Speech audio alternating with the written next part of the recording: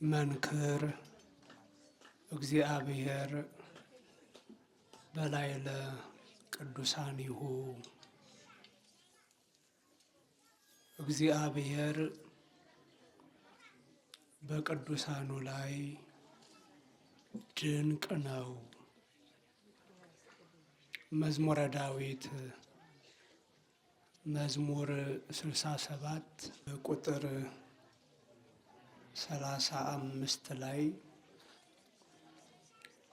የምናገኘው መዝሙረኛው ዳዊት ስለ እግዚአብሔር በቅዱሳኑ ላይ አድሮ ስለሚሰራው ሲያደንቅ ሲመሰክር የተናገረው ቃል ነው። እኔ ምናልባት አሁን በሚኖሩኝ ደቂቃዎች አዲስ ነገር ለመናገር አይደለም የቆምሁት። ቅድም የተማርነውን እንደው ለመከለስ ያህል አጽንዖት ለመስጠት ያህል ነው የቆምኩት እና ለዚህም እንደ መነሻ እንደ ርዕስ ያደረግኩት ቃል እግዚአብሔር በቅዱሳን ላይ ድንቅ ነው። እስኪ በሏት ምዕመናን፣ በደንብ ጮህ ብላችሁ በሉት እስኪ። ድንቅ ነው። አዎ መዝሙር 67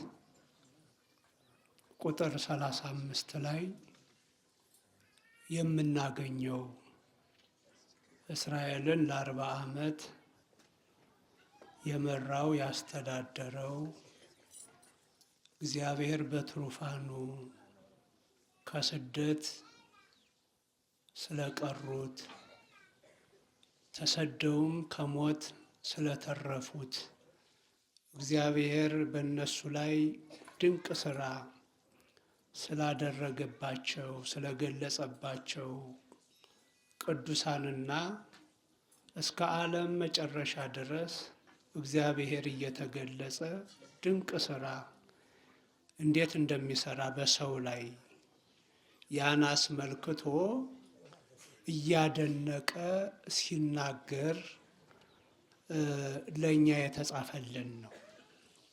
እግዚአብሔር በቅዱሳኑ ላይ ድንቅ ነው። አምላከ እስራኤል ውእቱ ይሁብ ኃይለ ወጽንዓ ለሕዝቡ። የእስራኤል አምላክ እግዚአብሔር ይሄ በእስራኤል በቅዱሳኑ ላይ ድንቅ ነው ያልኩት ማለቱ ነው። ይሁብ ኃይለ ወጽንዓ ለሕዝቡ፣ ለሚያምንበት ለሕዝቡ ለሚያምኑበት ለሕዝቡ ብርታትን ጽናትን ይሰጣል። ወይትባረክ እግዚአብሔር። እንዲህ ብርታትን ጽናትን ሰጥቶ በቅዱሳኑ ላይ ድንቅ የሆነው እግዚአብሔር ይመስገን ይላል። ድንቅ ነገሩን እያሰበ ደግሞ ድንቅ ነገር ያለው ለሕዝቡ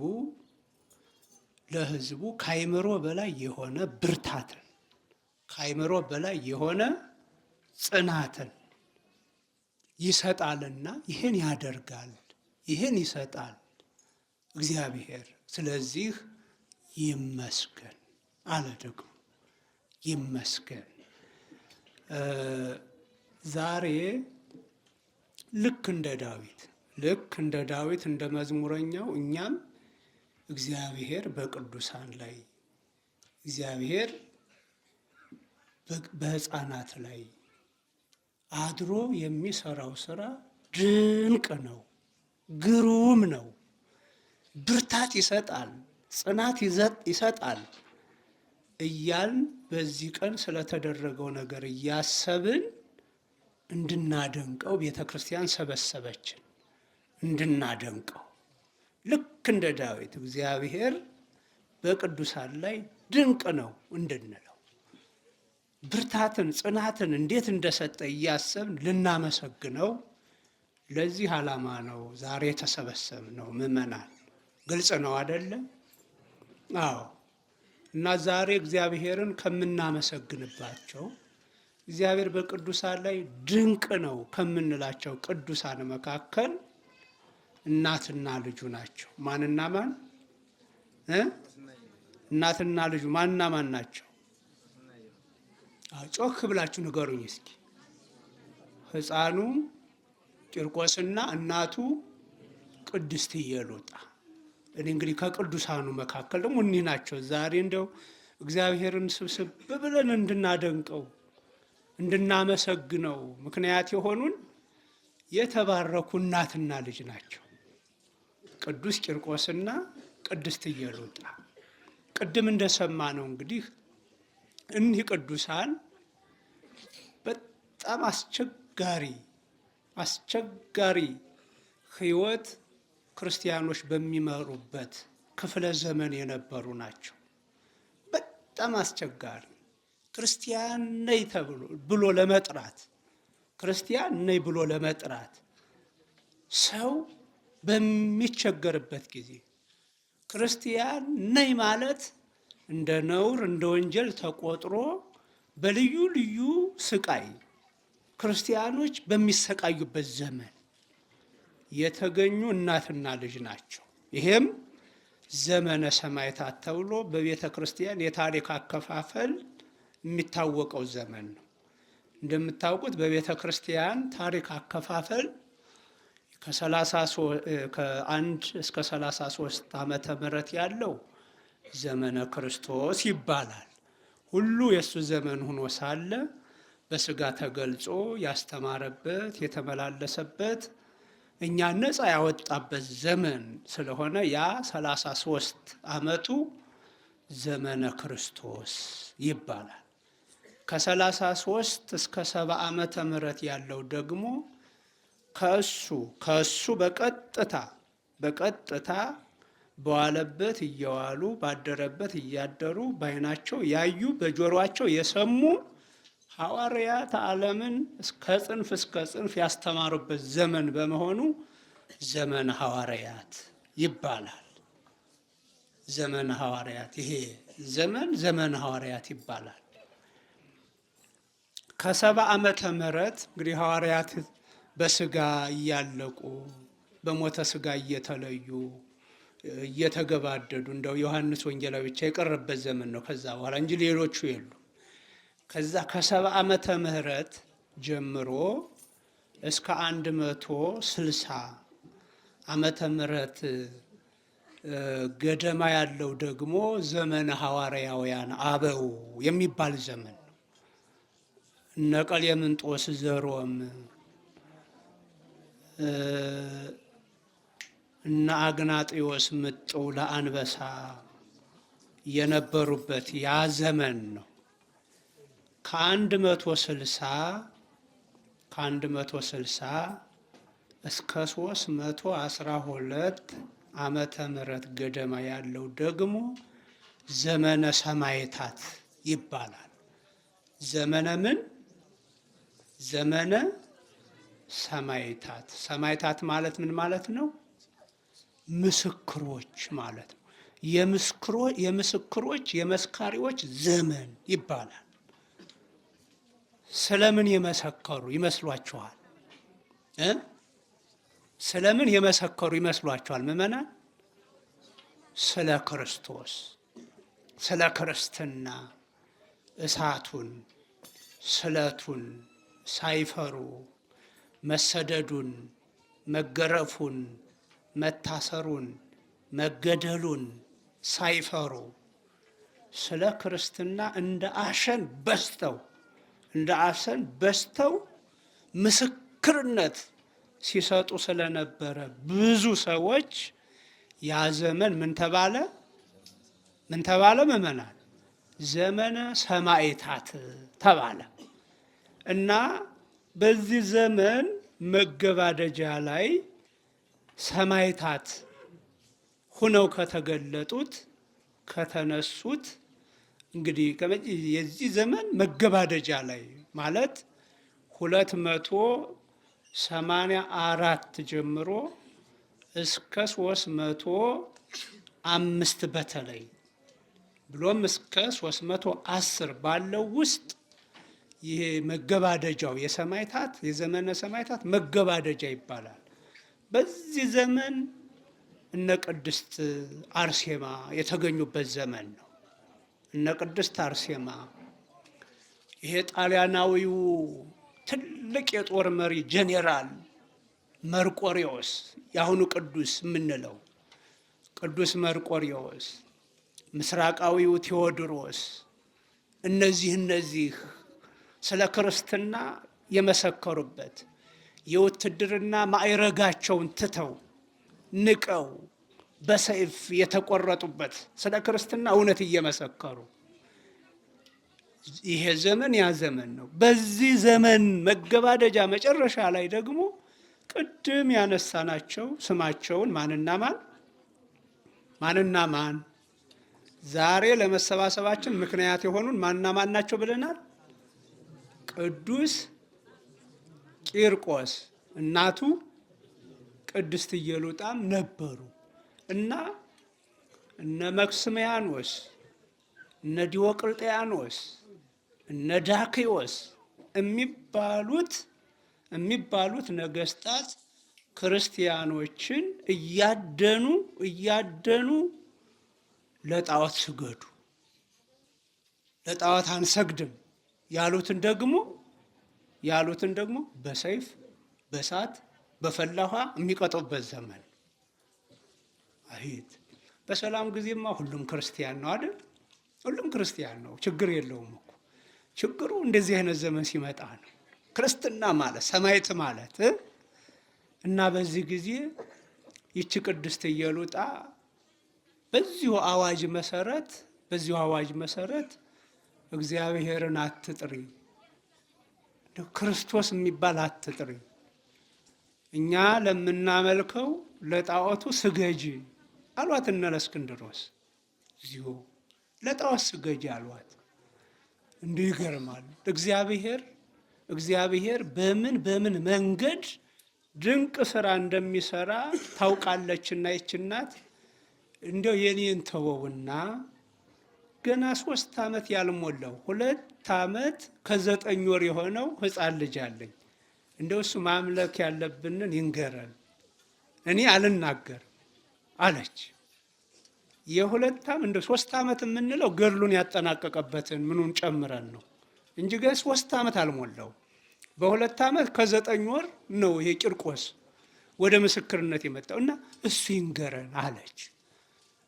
ይችላል አይችልም? በለዓም የሚባል አንድ አስቸጋሪ እንደው ጠንቋይ ሰው እንደው ኃጢአት ሊሰራ አልበለውና እንደው የማይረገመውን ሕዝብ ለመርገም ብድግ ብሎ ሲሄድ አህያውን ጫጭኖ መልአኩ ሰይፍ መዞ ለአህያይቱ ይታያታል፣ ለሰውየው ሳይታይ። አያችሁ እንደው በአህያይቱ ላይ ከተቀመጠው ይልቅ እሱ የተቀመጠባት አህያ በለጠች እኮ። አይገርምም? እግዚአብሔር ካለ እና ሰይፍ ተዘርግቶ ታያለች። ሂጅ ብላት አልሄድም አለች። እንደውም ጥግ ለጥግ ትሄዳለች፣ ወደ አጥር ወደ ጫካ ይዘው ትሄዳለች። እና በዛን ጊዜ ደግሞ ሰውነቱ ይገረፋፈጥበታል በእንጨቱ በምኑ እና ከዛ በኋላ ወረደና እንደው 3 ጊዜ እንደው ለበጣት፣ ደበደባት። እና በዚህ ጊዜ ምን አለች? እንዴ ከብዙ ዘመን ጀምሮ ተሸክም ይሄም ዞር አይደለሁም ወይ? አሁን ምን ብለህ ነው የምትመታኝ አትለው? አህያ እኮ ናት። ይሄ ኦሪት ዘኍልቍ ምዕራፍ 22 ላይ ስናነብ የምናገኘው አይደል ምእመናን? አሁን ብዙ ጊዜ መጽሐፍ ቅዱስን ካለማደላደል በሐዋርያት ዘመን ከዛም በኋላ በሐዋርያውያን አበው በሰማዕታት በሊቃውንት እስካሁን ባሉት ቅዱሳን አባቶቻችን የሚፈጸመውን ገድል ብዙ ሰዎች ይንቁታል። ይሄ ውሸት ነው ይላሉ። አሁን ይህም መጽሐፍ ቅዱስን አህያ ተናገረች የሚለውን ምን ልንለው ነው ዘመዶች? ምን ልንለው ነው? አንተ ለምንድን ነው የምደበድበኝ አትልም? አህያዋ እኮ ናት። ከብዙ ዘመን ጀምሬ እንደው ተሸክም ይህም ዞር እኮ ነበርኩኝ። አሁን የቆመ ቆሞብኝ ነው። የሆነ ነገር እኮ አይቼ ነው። እንዲያው አለ ደግሞ መልስ ሲሰጥ ለአህያው እኮ ነው አይደለም ዱላ ሰይፍ ይዤ ቢሆን ኖሮ በሰይፍ ነበር የምቆርጥሻል። አረ እንዴት ይሆናል? እኔ እኮ የማየውን አይቼ ነው አለች። አይገርም? እግዚአብሔር እንዲህ ይችላል አይደል? አይደለም በቅዱሳን ላይ፣ በአህያ ላይ፣ በእንስሳት ላይ እግዚአብሔር ድንቅ አይደለም? ድንቅ እኮ ነው። እና ይቺ ኢየሉጣ ይህን ታውቃለች ማለት እኮ ነው። እያችሁ እናቶቻችን ይህ መጽሐፍ ቅዱስ ብሉይ ኪዳኑ በደንብ አድርጋ ታውቀዋለች ማለት ነው። እንዲያው እኔ አይደለሁም የ2 ዓመት ከ9 ወር ልጄ ማንን ማምለክ እንዳለብን እሱ ይንገረንና ከዛ በኋላ ሰግድልሃለሁ አለችው። እግዚአብሔር በዚህ ሕፃን ድንቅ ነገር እንደሚናገር ታውቃለችና ከዛ በኋላ ይሄ የ2 ዓመት ከ9 ወር ማን ነው? ሕፃናት እየሰማችሁ ነው? ሕፃናት እንደው ዛሬ የእናንተ ትምህርት ነበረ። ወጣቶች እየሰማችሁ ነው አይደል? የእናንተ ታናሽ ነው እንግዲህ እንደው ጓደኛው የለም ብዙ አሁን የቂርቆስ እዚህ እና ይሄ ሕፃን ቂርቆስ መጣና በለእስክንድሮስ ፊት በነ ዲዮቅልጥያኖስ ተወካይ ባለስልጣን ፊት ቆመ። የሕፃን አንተ ሕፃን ለእኛ ላቆምነው ምስል ጣዖት ስገድ አለው። እና የሕፃን ምን አለመሰላችሁ? ዘላለማዊ የማይሻር ሁልጊዜ ገዥ የሆነ ሁልጊዜ ንጉሥ የሆነ አምላካችን እግዚአብሔር አለ። መስገድ የሚገባን እኮ ለሱ ነው አይደል? የስንት ዓመት ልጅ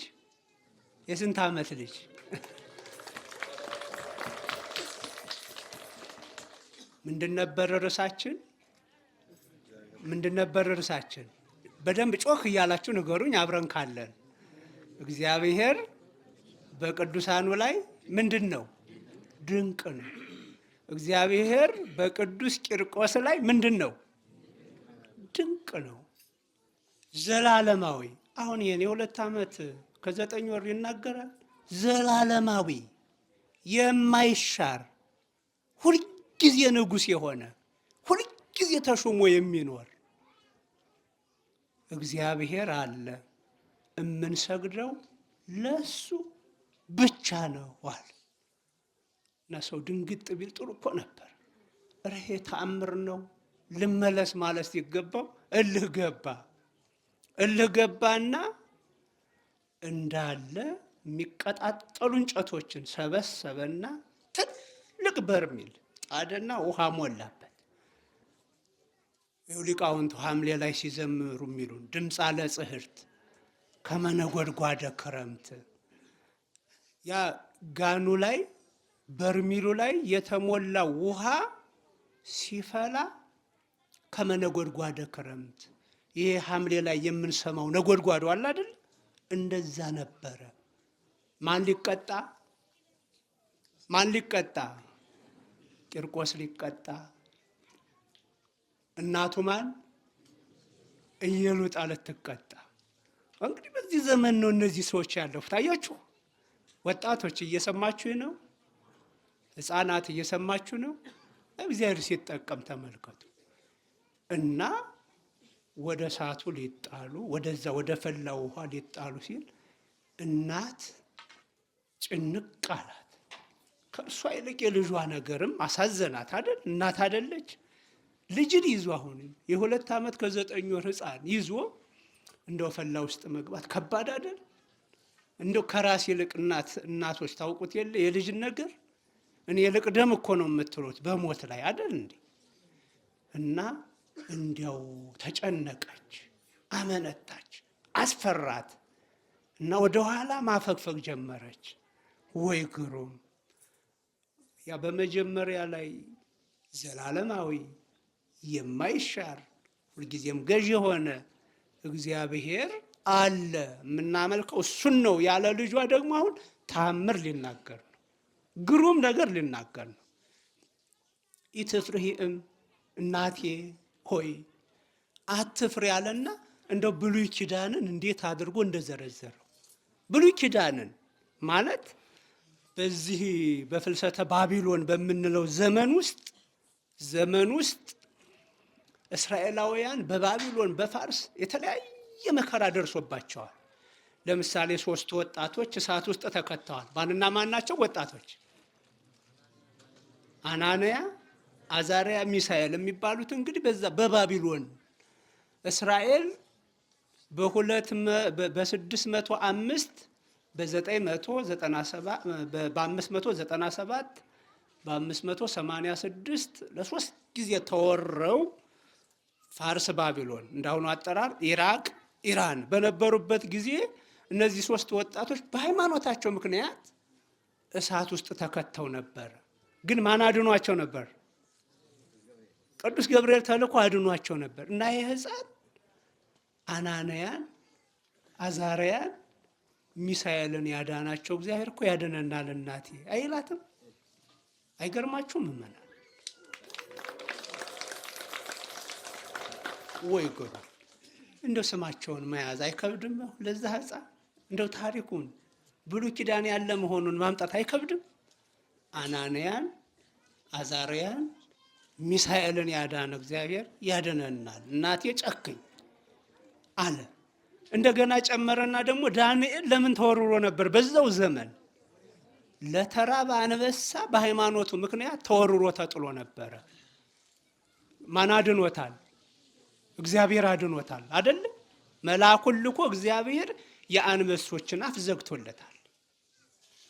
ይሄ ሕፃን ይሄንን ጠቀሰና ዳንኤልን ከአንበሶች አፍ ያዳነው እግዚአብሔር እኛንም ያድነናል እናቴ ጨክኝ፣ ግድ የለሽም፣ አትፍሪ አይል። አቤት አቤት! የበለዓምን አህያ ያናገረ እግዚአብሔር እንዲህ አረገ። ምመናል ወጣቶች፣ አምላካችን እኮ ይሄ ነው እኮ የምናመልከው እግዚአብሔር ይሄ እኮ ነው። ከዛ ቀጠለና ደግሞ በሐሰት የተከሰሰች ሶስና የምትባል ሴት ነበረች። እንዲሁ ከደረብናት ከነዛ ሐሰተኞች መምህራን ሶስናን ያዳናት የጠበቃት እግዚአብሔር እኛንም ይጠብቀናል እናቴ አይዞሽ አለ። የስንት ዓመት ልጅ? የ2 ዓመት ከ9 ወር ነው፣ ገና ነው። 3 ዓመት ከ2 ወር ገድሉን እስከሚፈጽም ነው። ገና በ2 ዓመት ከ9 ወሩ ነው። ይሄ ነው ቂርቆስ ማለት አይደል? እንዲህ አላት። እንዲህም ቢላት እንደው ግር አላት። ከዛ በኋላ ምን አለ? ወደ አምላክ ወደ እግዚአብሔር እናቴ በዚህ በሰማዕትነቱ ስራ ላይ የማትሳተፍ ከሆነ አብራኝ ገድሉን መፈጸም የማትችል ከሆነ እኔን ከሕይወት መጽሐፍ ፋቀኝ አይልም? የሚገርም እኮ ነው። ይሄ እኮ ነው የኛ እግዚአብሔር፣ የኛ ጌታ እኮ ይሄ ነው። ምእመናን አቤት አቤት! እና እኔን ፋቀኝ አምላኬ። እንዲህ መሬቱን አቃጥሉ ፍሬውን አታቃጥሉ ይባላል አይልም? እስቲ ልብ ብላችሁ ስሙት። እንዲህ የመሰለውን ምሳሌ መሬቱን አቃጥሉት፣ በመሬቱ ላይ ያለውን የእህሉን ፍሬ ግን አታቃጥሉ ይባላል ወይ? ግንዱን አቃጥሉት፣ ቅጠሉን ግን አታቃጥሉት ይባላል ወይ? አያችሁ ምሳሌውን? ማለት መሬቱን ማለት እኔ የበቀልኩባትን እናቴን በሲኦል ትቃጠል እያልክ ነው ወይ? አሁን ይህንን የሚያልፈውን እሳት መቋቋም ካልቻለች፣ ለጣዖት ከሰገደች በሲኦል ትቃጠላለች። ያ ማለት እናቴ መሬቷ እኔ የበቀልኩባት ትቃጠል እንደማለት ነው። እሷ ላይ የበቀልኩት እኔ ፍሬዋ እንድድን እንደማዘዝ ነው። እኔ የበቀልኩባት ግንድ እኔ የለመለምኩባት ግንድ እናቴ ናት እና እሷን አቃጥሉ ማለት ግንዱን አቃጥሉ ቅጠሉን አታቃጥሉ እንደማለት ነው፣ እኔን ማትረፍ። ስለዚህ አምላኬ ሆይ መሬቱንም መሬቱ ላይ የበቀለውንም ፍሬ ነው እንጂ ማዳን፣ ግንዱንም ግንዱ ላይ ያለውን ይህን ቅርንጫፉን ቅጠሉንም ነው እንጂ ማዳን። ጌታዬ እንዴት አድርገህ እኔን አድነህ እኔን ቅጠሉን አድነህ ግንዷን እናቴን እንዴት እኔን በመሬት ላይ የበቀልኩትን በእሷ ላይ የበቀልኩትን ዛፍ ፍሬ አቃጥለህ መሬት የሆነችውን እናቴን እንዴት ትቃጠል ትላለህ? እረ አይሆንም።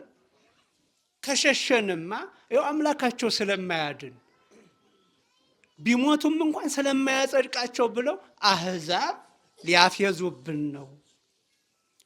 ሰይጣን ዲያብሎስም ከቅዱሳኑ አንዱን ወሰድኩ ቀና ይሊል ነው። ስለዚህ ይሄስ አይሆን አለ። የስንት ዓመት ልጅ ነው? ልብ በሉ ምእመናን፣ እንደው ዝም ብለን ተርከነው እንዳንሄድ አጣጥሙት እስኪ። አሁን ይሄ እንደው አንድ ትልቅ ሰው ከእናንተ መካከል አንድ ትልቅ አዛውንት ሰው ፊደል ያልቆጠረ ሰው እንደው በዚህን ያህል ይናገራል? አይከብድም ምእመናን? እውነት እንነጋገር እንጂ ግን እግዚአብሔር ያናግራል። እግዚአብሔር ካደረባችሁ፣ እግዚአብሔር ካደረብን፣ እግዚአብሔር በማን ላይ? እግዚአብሔር በማን ላይ? በቅዱሳኑ ላይ ድንቅ ነው። ይሁብ ኃይለ ወጽና ለሕዝቡ። ምክንያቱም ለሕዝቡ ብርታትን ጽናትን ይሰጣል። ድንቅ ነው አለ። ብርታት ሰጠው አይደል ለዚህ ሕፃን? እንደዛ አለው። እንዲህ አለና ጸለየ። ከዛ በኋላ ግፍፍ አለላት የፍርሃት መንፈስና ስታየው ያ እንደ ክረምት ነጎድጓድ የሚጮኸው ፍላቱ ከምንጭ ከገደል ስር እንደሚፈስ ቀዝቃዛ ውሃ መስሎ ታያት። የሚገርም በቃ አብረን እንፈጽም እንዲያው እሱም ጥብኢኪም ንፈጽም ገድለነ ወሰምዓነ ምስክርነታችንን ገድላችንን እንፈጽም። ብንሞት እኮ ከዚህ በኋላ ዳግም እኮ አንሞትም እናቴ። ይገርማል። እንዲህ እያለ ጸለየ እናትና ከዛ ግፍፍ ብሎላት ሄደ።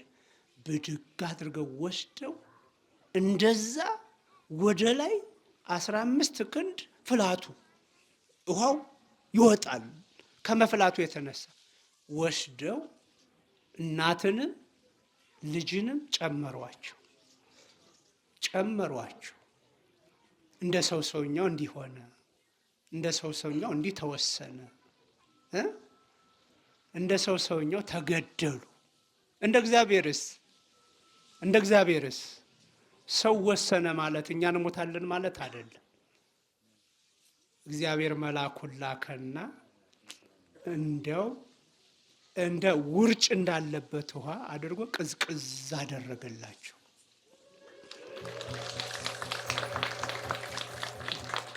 ይገርማል። እንዲህ ነው 3 ደቂቅን እኒያን አናንያን አዛርያን ሚሳኤልን ያዳናቸው እኛንም ያድነናል አላለም?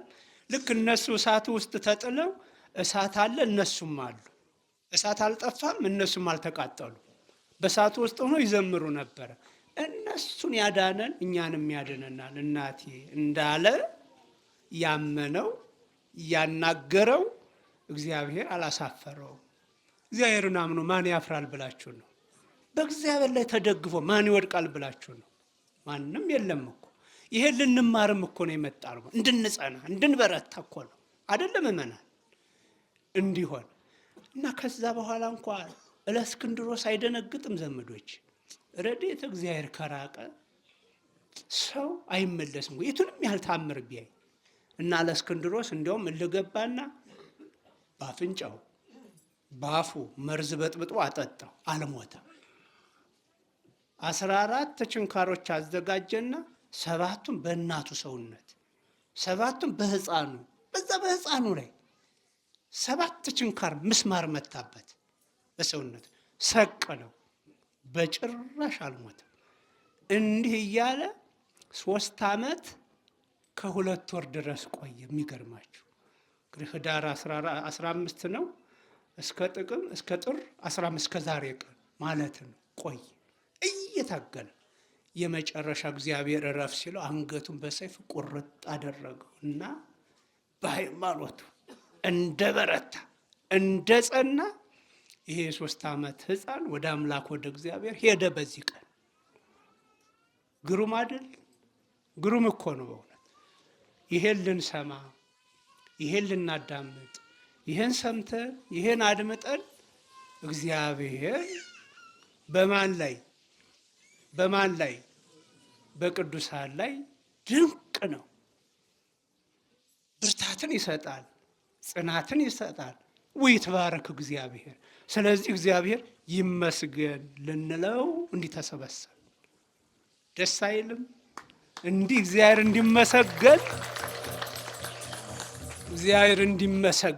እግዚአብሔር ድንቅ ነህ፣ ግሩም ነህ እንዲባል ይሄ ሕፃን ስራ ሰራ። እናቱ ኢየሉጣ ይህን ስራ ሰራች። እንዲህ ነው በጎ ስራ ስንሰራኛ እግዚአብሔር ይመሰገናል። እንደ የሰው በጎነቱ ግቡ እግዚአብሔርን ማስመስገን እኮ ነው። ሰጮች ብንሆን፣ ርኅሩኆች ብንሆን፣ ብንጸልይ፣ ብንጸና ግቡ ምንድን ነው? እግዚአብሔርን ማስመስገን እና ቂርቆስ ይሄ ነው ማለት ነው። በኋላማ ብዙ ቃል ኪዳን ተሰጠዋ። እንደው ያንተ ስም በተጠራበት ሕጸተ ማይ የውሃ እጥረት አይገጥም። ቂርቆስ እንደው ያንተ ስም በተጠራበት የውሃ እጥረት አይኖርም ማለት አያችሁ ሆይ ታዲያ ይሄ ቃል ኪዳን ተገብቶለታል ለቂርቆስ። ያንተ ስም በተጠራበት የውሃ እጥረት የለም፣ ድርቅ የለም ማለት። አሁን እንዳላችሁኝ እነዚህ ደረቅ የነበሩት ገደሎች፣ ስርንቻዎች ውሃ ለቀቁ አይደል? የማን ቃል ኪዳን ይመስላችኋል? ይሄ እኮ ገድሉ እውን ሲሆን እኮ እያየን እኮ ነው። ያንተ ስም በተጠራበት የውሃ እጥረት ድርቅ የለም አለው። ይሄው ድርቅ የለም አሁን እዚህ ቦታ ላይ። ከዛ በፊት ግን ቅድም ሽማግሌው አባቴም እንዳሉ ችግር ነበር። ውሃ የሚባል አካባቢያችን ላይ የለም። የቅዱስ ቂርቆስ ቤተ ክርስቲያን መታሰቢያ ቤተ ክርስቲያን ሲሰራ እንዳለ የገደሉ ስሮች ውሃ በውሃ ሆኑ ነው አይደል ያለው? ቃል ኪዳኑ ነውና እግዚአብሔርን ማገልገል እንዲህ አይደለም? እግዚአብሔርን ማገልገል እንዲህ እኮ ነው። ወይ ብጅብጅ አለው እንደው ንዳድ፣ ይሄ ወባ ምናምንም ያንተ ስም በተጠራበት አይኖርም አለ። ወባ አለ አሁን? በፊት ነበር አይደል? እዚህ ቦታ ላይ ነበር አይደል? ታዲያ እግዚአብሔር አበለ? እግዚአብሔር ዋሸ? አልዋሸም እኮ አልዋሸም። በቃል ኪዳናቸው በቅዱሳን ቃል ኪዳን አምነን ከተማጸን ነው። እግዚአብሔር አይዋሽም። እግዚአብሔር ቃሉን አይቀይርም፣ አይለውጥም። ይህንን አሳየ በዚህ ገዳም አይደል? አይታችኋል አይደል? ስለዚህ ማን ይመስገን?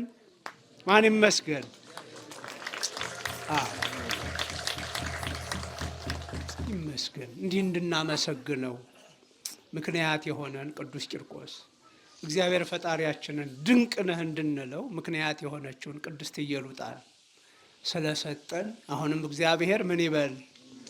ይመስገን ብላችሁ ተመስግኑ። እግዚአብሔር ይመስገን በእውነት።